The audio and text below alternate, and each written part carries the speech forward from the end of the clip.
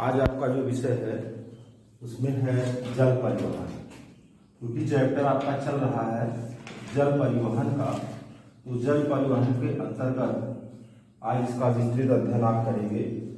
और इसके पहले जो अध्ययन संपन्न हुआ है वो स्थलीय भाग से संबंधित था। तो यहाँ पे जल मार्ग को दो भागों में बांटा गया है। एक आंतरिक जल मार्ग है या अंतर्देशीय जल मार्ग है जो देश की सीमा के अंदर है, और दूसरा जहाजरानी परिवहन है। तो जहाजरानी परिवहन जो है ये भारत और विदेशों से जोड़ने वाला जो परिवहन है उसको जहाजरानी परिवहन के नाम से जानते हैं। तो सबसे पहली बात तो दो तरह का परिवहन हो गया, एक आंतरिक हो गया और दूसरा जहाजरानी परिवहन हो गया। अब दूसरा पॉइंट ये है कि भारत का जो आंतरिक जलमार्ग है उसमें 20,275 किलोमीटर नौगम्य जलमार्ग है। 20,275 किलोमीटर की दूरी में नाव चलाई जा सकती है, और नहरों के अंतर्गत अगर हम देखते हैं तो 4300 किलोमीटर लंबी नहरें हैं जिसमें नौगम्य हो सकता है या नाव चल सकती है। इसके बाद फिर भारत का राष्ट्रीय जलमार्ग मतलब अंतर्देशीय जलमार्ग के अंतर्गत जो आप देख रहे हैं इसमें 5 राष्ट्रीय जलमार्ग हैं। National water 1, national water 2, 3, 4, 5। ये बहुत महत्वपूर्ण प्रश्न है। इसमें से कई बार परीक्षाओं में प्रश्न पूछे जाते हैं, इसको आपको हमेशा याद रखना है। और क्योंकि इसमें से हर वर्ष परीक्षाओं में प्रश्न मिलते हैं। पहला जो है इसको आप जानते हैं प्रयागराज से हल्दिया तक पश्चिम बंगाल में, और इसकी स्थापना हुई है 1986 में, और यही सबसे बड़ा राष्ट्रीय जलमार्ग है 1620 किलोमीटर की लंबाई। दूसरा ये सादिया से धुबरी, ये ब्रह्मपुत्र नदी है, इसमें गई गंगा नदी पर है और ये ब्रह्मपुत्र नदी है। अब ब्रह्मपुत्र नदी में असम में सादिया और धुबरी 2 स्टेशन है, दोनों के बीच में चलती है। 1988 में इसका निर्माण हुआ है और इस दूसरे नंबर पर इसकी दूरी है 891 मीटर। फिर नेशनल वाटर संख्या 3 कोलम एक समुद्र तट है। ये भी एक प्रश्न है, कोलम किस राज्य का समुद्र तट है? कोलम और कोट्टापुरम केरल में दोनों स्टेशनों को जोड़ रही है। 1993 में इसका निर्माण हुआ है और लंबाई है 205 किलोमीटर। फिर ये जो नेशनल वाटर संख्या 4 है ये आंध्र प्रदेश से संबंधित है और वहाँ की नहरों से संबंधित है। उसी तरह से ये भी नहरों से ही संबंधित है। तो इसमें जो स्टेशन पड़ रहे हैं वो वजीराबाद है, विजयवाड़ा है, भद्राचलम है, राजमुंदरी तंबाकू शोध संस्थान आप पढ़ते ही हैं, काकीनाडा है और पुडुचेरी आप जानते ही हैं कि 3 राज्यों में है, कराईकल, माहे, वियना। तो इस तरह से ये 10वीं योजना में इसकी स्थापना हुई है और इसकी दूरी 1095 किलोमीटर है। तो कुछ क्षेत्र इसमें आंध्र प्रदेश में जाते हैं और कुछ तमिलनाडु तक भी यात्रा होती है इसकी। तो इस तरह से ये नेशनल वाटर संख्या 4 है। फिर उड़ीसा में ये भी नहरों से ही संबंधित है, तलचर और धमरा को जोड़ता है। तलचर जब आप लॉ वयस्क पढ़े हैं उसमें इसका नाम था, और इसकी स्थापना 2008 में हुई है और ये 623 किलोमीटर की दूरी। तो पहला गंगा नदी पर, दूसरा ब्रह्मपुत्र नदी पर, तीसरा केरल से संबंधित, और चौथा आंध्र प्रदेश और तमिलनाडु से संबंधित, और 5वां उड़ीसा से संबंधित। तो इस तरह से ये राष्ट्रीय जलमार्ग जो है इसको आप देखिए। इसके बाद बात आती है जहाजरानी। तो जहाजरानी में आप जब देखते हैं कि भारत का विदेशों से व्यापार जो होता था वो सातवाहन काल में और चोल शासन काल में चरमोत्कर्ष पर था। आप इस चीज को जानते हैं कि चोल शासन में भारत की नौसेना बहुत सशक्त थी। ये प्रश्न आपसे इतिहास में किया जाता है कि किस शासन काल में नौसेना बहुत सशक्त हुआ करती थी, उसका उत्तर चोल शासन है। तो सर्वप्रथम 1854 में British east India steam navigation company की स्थापना हुई थी विदेशों से व्यापार करने के लिए।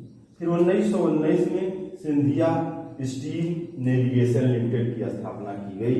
और विकासशील देशों में भारत के पास सबसे बड़ा व्यापारिक जलपोतों का बेड़ा है। जहाज तोड़ने का एक स्टेशन है गुजरात के अरब सागर में अलंग है, जहाँ पे जो ऐसे जलपोत होते हैं जो बेकार हो जाते हैं उनको तोड़ा जाता है। तो बनाने में भी समस्या है और तोड़ने में भी समस्या है, क्योंकि बनाने में कई साल लगते हैं जहाजों को, और उसी तरह से उनका निपटान करना एक समस्या है। तो जहाज तोड़ने वाले देशों की सूची में भारत का प्रथम स्थान है और अरब सागर में अलंग स्थान भी खुद तोड़ा जाता है। फिर अगला क्वेश्चन यहाँ पे आपका है कि जो भारत की तटरेखा है द्वीप सहित और द्वीप रहित। द्वीप रहित 61 किलोमीटर 6100 किलोमीटर है और द्वीप सहित 7516.6 किलोमीटर है। इस लंबे समुद्र तट पर 13 बड़े पोर्ट हैं और 200 छोटे बंदरगाह हैं। 13 बड़े हैं और 200 छोटे बंदरगाह हैं। अब ये बंदरगाह जो होते हैं ये भी आपकी परीक्षा में, सामान्य ज्ञान की परीक्षाओं में या विषय विशेष की परीक्षाओं में विशेष महत्वपूर्ण होते हैं। अब यहाँ पर एक बंदरगाहों का एक श्रृंखला दी गई है। हालांकि इसमें आप 200 बंदरगाह लिखे हैं तो 200 इसमें दिखाना संभव नहीं है, लेकिन 213 बंदरगाह मुख्य रूप से हमको अध्ययन कर लेना है। उस 13 बंदरगाहों की श्रृंखला में यहाँ कुछ बंदरगाह इधर से शुरू करते हैं, जैसे कांडला है ये गुजरात में कच्छ की खाड़ी से संबंधित है। द्वारका, पोरबंदर, भड़ौच प्राचीन काल का ही ये बंदरगाह है जिसका नाम कच्छ भी है। इसके बाद सूरत है, आपको बताया गया है सूरत ताप्ती नदी तट पे बसा हुआ है। दमन है, दमन के बाद फिर मुंबई है। मुंबई बंदरगाह के भार को कम करने के लिए जवाहरलाल नेहरू बंदरगाह निहाया सेवा बनाया गया है। ये आधुनिक तकनीकी से सुसज्जित है। निहावा सेवा बहुत पूछा जाता है क्योंकि इसके भार को कम करने के लिए बनाया गया है। रत्नागिरी है, फिर महाराष्ट्र में ही गोवा में है, न्यू मंगलौर कर्नाटक में, और फिर कोचीन, तिरुवनंतपुरम, कन्याकुमारी, तूतीकोरिन तमिलनाडु में। धनुषकोड जो है ये अंतिम हिस्सा रामेश्वरम से संबंधित हो जाता है। पुडुचेरी है। चेन्नई बंदरगाह के भार को कम करने के लिए एक बंदरगाह बनाया गया है जिसका नाम एन्नौर बंदरगाह है, या कामराज बंदरगाह भी इसका नाम दिया गया है। इस तरह से आप आगे बढ़ते हैं तो कामराज बंदरगाह, और इसके बाद आगे बढ़ते हैं तो ये मछलीपट्टनम है, काकीनाडा है, विशाखापत्तनम है। फिर उड़ीसा में आ जाएंगे तो गोपालपुर तट है, पुरी है, पारादीप है, और पश्चिम बंगाल में हल्दिया और कोलकाता बंदरगाह है। अब यहाँ पर जो 13 बंदरगाह हैं उसके बारे में क्या प्रश्न बनते हैं। सबसे पहले कांडला है। कांडला बंदरगाह का नाम दीनदयाल बंदरगाह है, कच्छ की घाटी से संबंधित है। आयात पत्तन है ये, अर्थात विदेशों से यहाँ सामग्रियां आती ज्यादा हैं, जाती कम है। ज्वारी बंदरगाह है, अर्थात ज्वार भाटा के समय ही ये विशेष कार्य कर पाता है, और नेचुरल बंदरगाह है, ये इसकी विशेषता है। तो दीनदयाल, कच्छ, आयात, ज्वारी, नेचुरल पोर्ट, इतनी इसकी विशेषता होगी। कांडला के बाद बात आती है मुंबई। भारत का ये सबसे बड़ा बंदरगाह है, मुंबई बंदरगाह महाराष्ट्र में। इसके बाद मार्ग गोवा है। तो गोवा की दो प्रमुख नदियां आप जानते हैं, मांडवी है और जुआरी है। जो जुआरी नदी है उसी के ज्वार नदमुख पर यह बंदरगाह स्थित है, और यहाँ से ईरान को लौह अयस्क का निर्यात किया जाता है। भारत एक बहुत तगड़ा लौह अयस्क निर्यातक देश है, यहाँ से लौह अयस्क का निर्यात किया जाता है। इसके बाद कोचीन आप जानते हैं कि केरल से संबंधित है, नेचुरल पोर्ट है, और जहाज बनाने का, जल की जहाज बनाने का जो ये कारखाना है जिसका नाम कोचीन शिपयार्ड लिमिटेड, ये भारत का सबसे बड़ा शिपयार्ड है। विशाखापत्तनम देश का सबसे गहरा बंदरगाह है विशाखापत्तनम, और एक चट्टान है जिसका नाम डॉल्फिन है, डाल्फिन नोच के पीछे सुरक्षित है, अर्थात उसी चट्टान से अगर सुनामी आती है या भीषण कोई चक्रवात आता है तो इसी डाल्फिन चट्टान के नाते ये सुरक्षित हो जाता है। फिर अगला लिखा गया है पारादीप। पारादीप जो है उड़ीसा में है और महानदी के मुहाने पर स्थित बंदरगाह है। महानदी से इसको फिर समुद्र से जोड़ दिया गया है। लव, अयस्क और कोयला का परिवहन यहाँ से इस बंदरगाह से विदेशों को किया जाता है। फिर चेन्नई सबसे पुराना तथा दूसरा सबसे बड़ा बंदरगाह है। प्रथम बंदरगाह जो सबसे बड़ा है वो मुंबई है और दूसरा सबसे बड़ा चेन्नई है। सबसे पुराना चेन्नई है, क्योंकि आप जानते हैं, इतिहास में आप पढ़ते हैं कि अंग्रेजों के ज़माने में कई कारखाने चेन्नई में स्थापित किए गए थे। तो सबसे पुराना तथा दूसरा सबसे बड़ा बंदरगाह है। पेट्रोलियम पदार्थ एवं लौह अयस्क का कारोबार इस बंदरगाह से किया जाता है। फिर अगला है चेन्नई के बाद न्यू मंगलौर। तो न्यू मंगलौर जो है ये कर्नाटक से संबंधित है और आप जानते हैं कि कर्नाटक में ही लोहे की एक खान है जिसका नाम कुद्रेमुख है।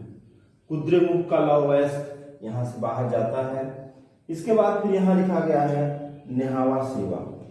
नेहावा सेवा के बारे में हमने अभी आपको पहले बता दिया था कि नेहावा सेवा का नाम जवाहरलाल नेहरू बंदरगाह है और मुंबई बंदरगाह के भार को कम करने के लिए बनाया गया है।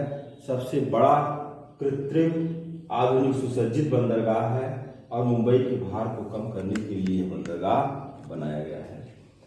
फिर इसके बाद आप आते हैं तूतीकोरिन। तूतीकोरिन तमिलनाडु में है। तत्कालीन मुख्यमंत्री के नाम पर इसका नाम B.O. चिदम्बरम बंदरगाह भी है। और इसके बाद फिर आप आ जाते हैं एन्नौर। एन्नौर की चर्चा भी हमने की है। एन्नौर को कामराज बंदरगाह कहा गया है और देश का प्रथम सबसे बड़ा कंप्यूटराइज्ड बंदरगाह। ये प्रश्न है, देश का सबसे बड़ा और कंप्यूटराइज्ड बंदरगाह है और इसका निर्माण चेन्नई बंदरगाह के दबाव को कम करने के लिए किया गया है। मुंबई के भार को कम करने के लिए नेहावा सेवा और चेन्नई के भार को कम करने के लिए एन्नौर बंदरगाह। इसके बाद कोलकाता बंदरगाह का नाम है श्यामा प्रसाद मुखर्जी बंदरगाह। हुगली नदी पर है, नदी पत्तन है और दो और बंदरगाहों की स्थापना की संस्तुति की गई है नए बंदरगाहों में। हालांकि अभी संख्या बल में नहीं जुड़े हैं, लेकिन तभी आपको जानना आवश्यक है। एक सागर बंदरगाह की संस्तुति पश्चिम बंगाल में हुई है और दूसरा दुगाराजपट्टनम आंध्र प्रदेश में हुई। फिर यहाँ पे कुछ योजनाएं दी गई हैं, जो जैसे पहला है सेतु समुद्रम परियोजना।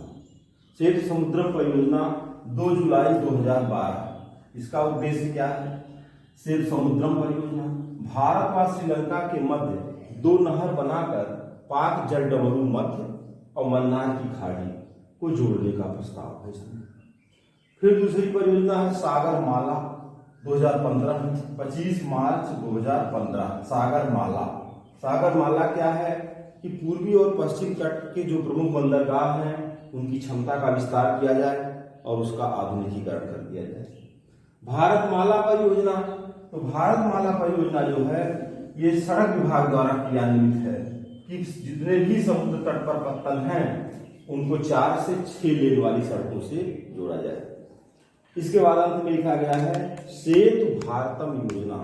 सेतु भारतम योजना, तो ये सेतु भारतम योजना के अंतर्गत जैसे तमाम ऐसे क्रॉसिंग है, रेलवे क्रॉसिंग जो आज भी मानव रहित हैं, तो उस पर दुर्घटना की संभावना ज़्यादा रहती है। तो उसको खोज करके और उसका अध्ययन करके उस पर पुल निर्माण करना रेलवे क्रॉसिंगों पर, ये सेतु भारतम योजना है। और फिर अंतिम बात यहाँ लिखी गई है शीर्ष 3 माल ढुलाई वाले बंदरगाह, जहाँ से ज़्यादा माल बाहर जाता है या आता है। इसमें कांडला गुजरात है, पारादीप उड़ीसा है और मुंबई महाराष्ट्र। तो इस तरह से आपने आज जल परिवहन का अध्ययन किया है। अब जल परिवहन के अध्ययन के बाद अभी एक परिवहन और बच चल रहा है जो वायु परिवहन है। वायु परिवहन का अध्ययन करेंगे, इसके बाद तब इसमें वैकल्पिक प्रश्न होगा लगभग 100 क्वेश्चन, तब जाकर के चैप्टर आपका पूरा हो जाएगा। तब इसको देखने के लिए, सुनने के लिए बहुत बहुत धन्यवाद।